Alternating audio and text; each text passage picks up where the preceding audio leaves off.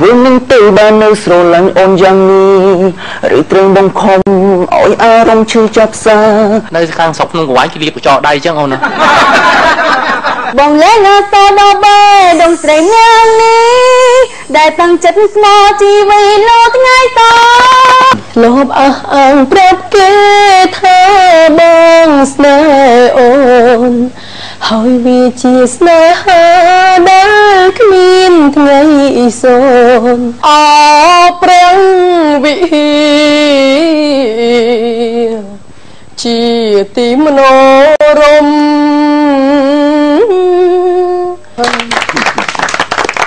តាំងពីតូចមកអូនសំលេងអូនដូរបាន2អញ្ចឹងហ្មងចានៅលើស្ពានថ្មកណ្ដាលវាត្រីព្រោះម៉ែគាត់ក្រគេក៏ធ្ងូទួនយំ